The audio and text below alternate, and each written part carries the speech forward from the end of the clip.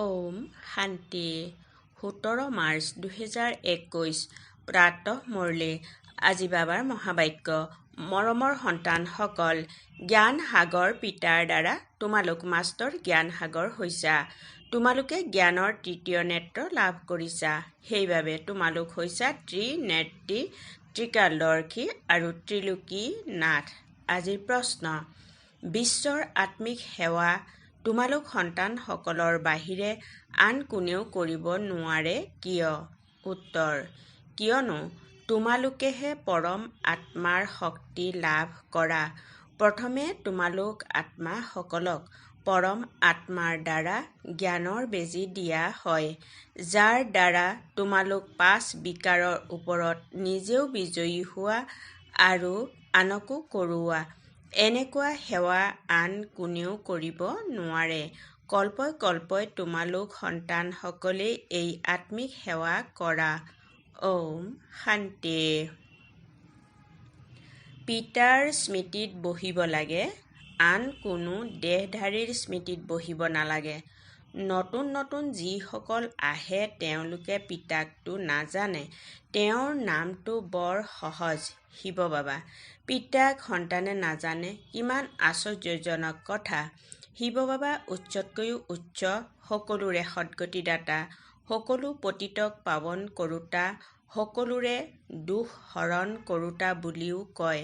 কিন্তু তেওঁ কোন এয়া তোমালোক ব্ৰহ্মা কুমাৰ কুমাৰীসকলৰ বাহিৰে আন কোনেও নাজানে। তোমালোক হৈছা তেওঁৰ নাতি নাতিনী। তেন্তে নিশ্চয় পিতা আৰু পিতাৰ ৰচনাৰ আদি মধ্য আৰু অন্তক জানিবা। পিতাৰ দ্বাৰা সন্তানেহে সকলো জানি যায়। এইখন হয়েই পতিত সৃষ্টি। সকলো কলিযুগী পতিতক সত্যযুগী পাৱন কেনেকৈ কৰি তোলে, সেয়া তোমালোক ব্ৰহ্মা কুমাৰ কুমাৰীসকলৰ বাহিৰে জগতত আন কোনেও নাজানে। কলিযুগী দুৰ্গতিৰ পৰা উদ্ধাৰ কৰোঁতা সত্যযুগী সদ্গতি দাতা পিতাহে হয়। শিৱ জয়ন্তীও ভাৰততহে হয়। নিশ্চয় তেওঁ আহে, কিন্তু আহি ভাৰতক কি দিয়ে সেয়া ভাৰতবাসীয়ে নাজানে। প্ৰতি বছৰে শিৱ জয়ন্তী পালন কৰে, কিন্তু জ্ঞানৰ তৃতীয় নেত্ৰ নাই, সেইবাবে পিতাক নাজানে। গীত। নয়নহীনক মাৰ্গদৰ্শন কৰা। এইটো মনুষ্যই ৰচনা কৰা গীত যে আমি সকলো নয়নহীন। এই স্থূল নয়নটো সকলোৰে আছে, কিন্তু নিজক নয়নহীন বুলি কিয় কয়? সেয়া পিতাই বহি বুজায় যে জ্ঞানৰ তৃতীয় নেত্ৰ কাৰোৱেই নাই। পিতাক নজনাটো এয়া হ'ল অজ্ঞান। পিতাক পিতাৰ দ্বাৰা জনা, ইয়াক জ্ঞান বুলি কোৱা হয়।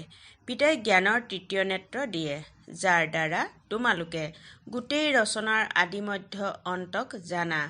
তোমালোক জ্ঞান সাগৰৰ সন্তান, মাষ্টৰ জ্ঞান সাগৰ হৈ যোৱা। তৃতীয় নেত্ৰ মানেই ত্ৰিনেত্ৰী, ত্ৰিকালদৰ্শী, ত্ৰিলোকী নাথ হৈ যোৱা। ভাৰতবাসীয়ে এইটো নাজানে যে এই লক্ষ্মী নাৰায়ণ যি সত্যযুগৰ মালিক আছিল, তেওঁলোকে সেই উত্তৰাধিকাৰ কেনেকৈ পালে? তেওঁলোক কেতিয়া আহিল, আকৌ কলৈ গ'ল, পুনৰ কেনেকৈ ৰাজ্য ল'লে, একোৱেই নাজানে। এই দেৱতাসকল পাৱন নহয় জানো? পাৱনটো নিশ্চয় পিতায়ে কৰি তুলিব। তোমালোক ভাৰতবাসীক পিতাই বহি বুজায়। যিসকলে দেৱতাসকলক শিৱক মানে, শিৱৰ জন্মও ভাৰততে হৈছে। উচ্চতকৈও উচ্চ হৈছে ভগৱান। শিৱ জয়ন্তীও ইয়াতেই পালন কৰে। জগত অম্বা, জগত পিতা, ব্ৰহ্মা আৰু সৰস্বতীৰো জন্ম ইয়াতেই হয়, ভাৰততেই পালন কৰে। বাৰু, লক্ষ্মী নাৰায়ণৰ জন্মও ইয়াতেই হয়, তেওঁলোকেই ৰাধা কৃষ্ণ।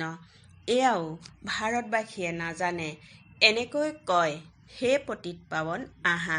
তেন্তে নিশ্চয় সকলো পতিত। সাধু সন্ত ঋষি মুনি আদি সকলোৱে আহ্বান কৰে যে আমাক পাৱন কৰি তুলিবলৈ আহা। আনফালে আকৌ কুম্ভমেলা আদিলৈ পাপ ধুবলৈ যায়। এনেকৈ ভাবে যে গংগা পতিত পাৱনী। আহ্বান কৰে, হে পতিত পাৱন আহা, তেন্তে মনুষ্যই কাক কেনেকৈ পাৱন কৰি তুলিব পাৰে? পিতাই বুজায়, তোমালোক প্ৰথমে দেৱী দেৱতা ধৰ্মৰ আছিলা, তেতিয়া সকলো পাৱন আছিল। এতিয়া পতিত এনেকৈ কয়, প্ৰভু মাৰ্গদৰ্শন কৰা। তেন্তে ক'ৰ মাৰ্গ? কয়, বাবা জীৱন মুক্তিৰ মাৰ্গ দেখুওৱা। আমাৰ 5 বিকাৰ আছে। বাবা আমি সকলো স্বৰ্গত আছিলোঁ, নিৰ্বিকাৰী আছিলোঁ, এতিয়া বিকাৰী পতিত হৈ গ'লোঁ। ইয়াৰ কিবা ৰহস্যটো বুজোৱা। এইবোৰ কোনো মুখৰোচক নহয়। পিতাই বুজায়, শ্ৰীমদ্ভাগৱত গীতা অথবা পৰমাত্মাই শুনোৱা গীত। পতিতক পাৱন কৰি তোলোতা হৈছে নিৰাকাৰ ভগৱান। মনুষ্যক ভগৱান বুলি ক'ব নোৱাৰি। পিতাই কয়, ইমান ডাঙৰ ডাঙৰ গুৰু থকা স্বত্বেও ভাৰত ইমান পতিত কৰীৰ নিচিনা কিয় হৈ গ'ল? কালিৰ কথা যে ভাৰত স্বৰ্গ আছিল। বাবাই ভাৰতক স্বৰ্গ উপহাৰ দিছিল। ভাৰতবাসী পতিতসকলক আহি ৰাজযোগ শিকাই পাৱন কৰি তুলিছিল। এতিয়া পুনৰ পিতা সন্তানসকলৰ ওচৰত সেৱাধাৰী হৈ আহিছে। পিতা হৈছে আত্মিক সেৱাধাৰী। বাকীটো সকলো মনুষ্য মাত্ৰেই হৈছে পাৰ্থিৱ সেৱাধাৰী। সন্ন্যাসীও পাৰ্থিৱ সেৱাধাৰী।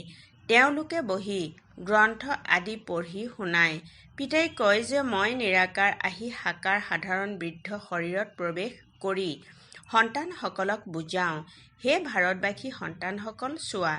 আত্মিক পিতাই আত্মাসকলক বহি বুজায়। এই ব্ৰহ্মাই নুশুনায়। সেই নিৰাকাৰ পিতাই এইটো শৰীৰৰ আধাৰ লয়। শিৱৰতো নিজৰ শৰীৰ নাই।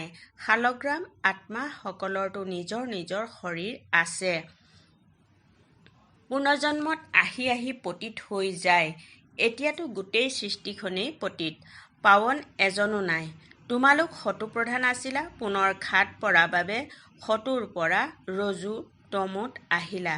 তোমালোক ভাৰতবাসীৰ ওচৰত শিৱ বাবা আহি শৰীৰ ধাৰণ কৰে, যাক ভাগীৰথ বুলিও কোৱা হয়। মন্দিৰত শংকৰৰ চিত্ৰ দেখুৱায়, কিয়নো তেওঁলোকে শিৱ শংকৰক একে বুলি বুজি লয়। এইটো নুবুজে যে শিৱটো নিৰাকাৰ, শংকৰটো আকাৰী হয়। শিৱ শংকৰ একেজন বুলি কেনেকৈ কয়? বাৰু আকৌ বলধৰ ওপৰত কোনে আৰোহণ কৰে, শিৱ নে শংকৰে? সূক্ষ্ম বতনত বলধ ক'ৰ পৰা আহিল? শিৱ মানে মূল বতনত, শংকৰ সূক্ষ্ম বতনত। মূল বতনত সকলো আত্মা থাকে। সূক্ষ্ম বতনত কেৱল ব্ৰহ্মা বিষ্ণু শংকৰহে থাকে। তাত জন্তু নাথাকে। পিতাই কয়, মই সাধাৰণ বুঢ়া শৰীৰত প্ৰৱেশ কৰি তোমালোকক বুজাওঁ। তোমালোক সন্তানসকলে নিজৰ জন্মৰ বিষয়ে নাজানা। সত্যযুগৰ পৰা তোমালোকে কিমান জন্ম লৈছা? 84 জন্ম লৈছা। এতিয়া এইটো হৈছে অন্তিম জন্ম। ভাৰত যি অমৰলোক পাৱন আছিল, সেই ভাৰত এতিয়া মৃত্যুলোক পতিত। সকলোৰে সদ্গতি দাতাটো এজনেই নহয় জানো? ৰুদ্ৰমালা হৈছেই পৰম পিতা পৰমাত্মা নিৰাকাৰ শিৱৰ শ্ৰী শ্ৰী 108 ৰুদ্ৰমালা বুলি কোৱা হয়। সকলো শিৱৰ ডিঙিৰ হাৰ। পিতাটো হৈছে পতিত পাৱন, সকলোৰে সদ্গতি দাতা, সকলোকে উত্তৰাধিকাৰ দিওঁতা। লৌকিক পিতাৰ পৰা সদৰ উত্তৰাধিকাৰ পোৱা যায়, যাক সন্ন্যাসীসকলে কাউৰীৰ বিস্তাৰ সমান সুখ বুলি ভাবে। পিতাই কয় যে যথাযথ তোমালোকৰ এই সুখ কাউৰীৰ বিস্তাৰ সমান। পিতাহে আহি জ্ঞানেৰে পতিতক পাৱন অথবা কাঁইটক ফুল কৰি তোলে। এয়া হৈছে গীতাৰ জ্ঞান। এই জ্ঞান কোনো মনুষ্যই বুজাব নোৱাৰে। জ্ঞানৰ সাগৰ পতিত পাৱন পিতাইহে বুজাব পাৰে। পিতাৰ পৰাহে উত্তৰাধিকাৰ পোৱা যায়, যি তোমালোকে লৈ আছা। তোমালোকেহে কেৱল সদ্গতিৰ ফালে গৈ আছা হওক। এতিয়াতো সংগমত আছা। তেওঁলোকতো কলিযুগত আছে। এতিয়া হৈছে কলিযুগৰ অন্ত। মহাভাৰতৰ যুদ্ধও সন্মুখত থিয় হৈ আছে। 5000 বছৰ পূৰ্বেও যেতিয়া তোমালোকে ৰাজযোগ শিকিছিলা, তেতিয়া খেৰৰ জুমুঠি স্বৰূপ গোলাকাৰ পৃথিৱীখনত জুই লাগিছিল। এতিয়া তোমালোকে ৰাজযোগ শিকি আছা এই লক্ষ্মীনাৰায়ণ হ'বৰ কাৰণে। বাকীটো সকলো হৈছে ভক্তি মাৰ্গ। পিতা যেতিয়া আহে তেতিয়া আহি স্বৰ্গৰ দ্বাৰ খোলে। পিতাই কয়, এই শিৱশক্তি ভাৰত মাতাসকলেতো শ্ৰীমতত ভাৰতক স্বৰ্গ কৰি তোলে। তোমালোক হৈছা শিৱশক্তি ভাৰত মাতা, যিসকলে ভাৰতক স্বৰ্গ কৰি তোলা। তোমালোক হোৱাই শিৱৰ সন্তান, তেওঁকহে স্মৰণ কৰা। শিৱৰ পৰা শক্তি লৈ 5 বিকাৰৰূপী শত্ৰুৰ ওপৰত জয়লাভ কৰা। তোমালোক সন্তানসকলে 5000 বছৰ পূৰ্বেও ভাৰতৰ আত্মিক সেৱা কৰিছিলা। তেওঁলোকে সমাজ সেৱা কৰে, পাৰ্থিৱ সেৱা। এয়া হৈছে আত্মিক সেৱা। পৰম আত্মা আহি আত্মাক বেজী দিয়ে, পঢ়ায়। আত্মাইহে শুনে। তোমালোক হৈছা আত্মা, তোমালোকেহে 84 জন্ম লোৱা। এটা শৰীৰ এৰি আন এটা লোৱা। 84 জন্ম লৈ 84 গৰাকী মা পিতা পালা। সত্যযুগত তেত্ৰাত তোমালোকে স্বৰ্গৰ সুখ পালা। এতিয়া আকৌ বেহুদৰ পিতাৰ দ্বাৰা সুখৰ উত্তৰাধিকাৰ লৈ আছা। যথাযথ ভাৰতে এই উত্তৰাধিকাৰ পাইছিল। ভাৰতত এই লক্ষ্মী নাৰায়ণৰ ৰাজত্ব আছিল। তাত দৈত্য আদি কোনো নাছিল। তোমালোকে জানা যে এতিয়া এই পুৰণি সৃষ্টিত জুই লাগিব। মই আহি জ্ঞানযজ্ঞ ৰচনা কৰোঁ। তোমালোক সকলো পবিত্ৰ দেৱতা হোৱাগৈ। হাজাৰ হাজাৰ আছে যিসকলে দেৱতা হ'বলৈ পুৰুষাৰ্থ কৰি আছে। পিতা আহিছে সন্তানসকলৰ সদ্গতি কৰিবৰ বাবে। তোমালোক সন্তানসকলক কাঁইটৰ পৰা ফুল কৰি আছে। তোমালোকক জ্ঞানৰ তৃতীয় নেত্ৰ দি আছে, যাৰ দ্বাৰা তোমালোকে গোটেই নাটকক শিৱ বাবাই কি ভূমিকা পালন কৰে সকলো জানা। ব্ৰহ্মা আৰু বিষ্ণুৰ কি সম্পৰ্ক সেয়াও জানা।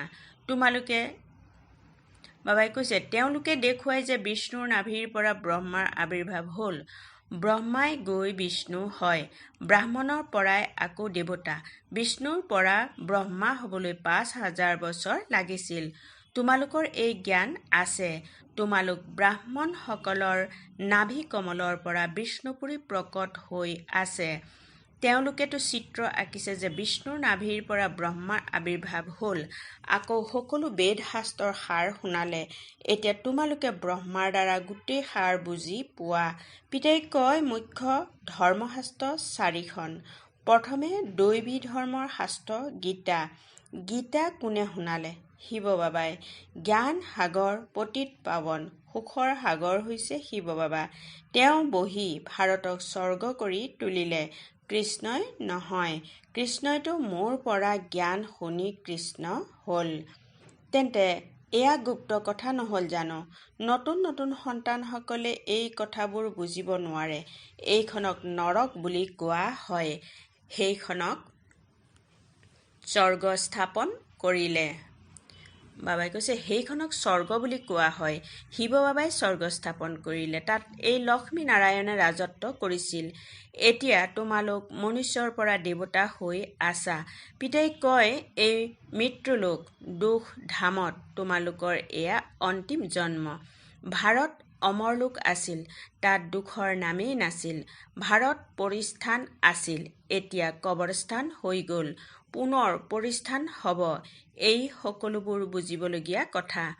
এয়া হৈছে মনুষ্যৰ পৰা দেৱতা হোৱাৰ পাঠশালা। এয়া কোনো সন্ন্যাসীৰ সৎসংগ নহয়, য'ত বহি শাস্ত্ৰ শুনায়। এই কথাবোৰ নতুন কোনেও বুজিব নোৱাৰে যেতিয়ালৈকে 7 দিনীয়া পাঠ্যক্ৰম নকৰে। এই সময়ত ভক্তটো সকলো মনুষ্য মাত্ৰই হয়। তেওঁলোকৰ আত্মায়ো স্মৰণ কৰে। এজন পৰমাত্মা প্ৰেমিকৰ সকলো প্ৰেমিকা। পিতা আহি সত্যখণ্ড গঢ়ে। আধা কল্পৰ পাছত পুনৰ ৰাৱণ আহি অসত্যখণ্ড গঢ়ে। এতিয়া হৈছে সংগম। এই সকলোবোৰ বুজিবলগীয়া কথা। ভাল বাৰু, অতি মৰমৰ কল্পৰ পাছত পুনৰাই লগ পোৱা সন্তানসকলৰ প্ৰতি মাতা পিতা বাপদাদাৰ স্নেহপূৰ্ণ স্মৰণ আৰু সুপ্ৰভাত। আত্মিক পিতাৰ আত্মিক সন্তানসকলক নমস্কাৰ। ধাৰণাৰ বাবে মুখ্য সাৰ নম্বৰ 1। পিতাৰ শ্ৰীমতত ভাৰতৰ প্ৰকৃত আত্মিক সেৱা কৰিব লাগে। সৰ্বশক্তিমান পিতাৰ পৰা শক্তি লৈ 5 বিকাৰৰূপী শত্ৰুৰ ওপৰত বিজয় প্ৰাপ্ত কৰিব লাগে। নম্বৰ 2। মনুষ্যৰ পৰা দেৱতা হ'বৰ বাবে পবিত্ৰ নিশ্চয় হ'ব লাগে। জ্ঞান ধাৰণ কৰি কাঁইটৰ পৰা ফুল হ'ব লাগে আৰু আনকো কৰি তুলিব লাগে। আজিৰ বৰদান শ্ৰীমতৰ দ্বাৰা সৰ্বদা আনন্দ বা বুজামুক্ত অৱস্থাৰ অনুভৱ কৰোঁতা মনমত আৰু পৰমতৰ পৰা মুক্ত হোৱা। বহলাই এনেদৰে কোৱা হৈছে, যিসকল সন্তানৰ প্ৰতিটো খোজ শ্ৰীমত অনুসৰি হয়, তেওঁলোকৰ মন সদায় সন্তুষ্ট হ'ব। মনত কোনো প্ৰকাৰৰ অস্থিৰতা নাথাকিব। শ্ৰীমতত চলিলে স্বাভাৱিকভাৱে আনন্দিত হৈ থাকিব, বুজামুক্ত অৱস্থাৰ অনুভৱ কৰিব। সেইবাবে যেতিয়াই মনত অস্থিৰতা হয়, অলপো যদি সুখৰ শতাংশ কম হৈ যায়, তেতিয়া পৰীক্ষা নিশ্চয় কৰিব লাগে। শ্ৰীমতৰ অৱজ্ঞা হৈছে। সেইবাবে সূক্ষ্মভাৱে পৰীক্ষা কৰি মনমত বা পৰমতৰ পৰা নিজক মুক্ত কৰি লোৱা। শ্লোগান: বুদ্ধিৰূপী বিমানৰ দ্বাৰা বতনত উপস্থিত হৈ জ্ঞান সূৰ্যৰ কিৰণৰ অনুভৱ কৰাই হৈছে শক্তিশালী যোগ। ওম শান্তি।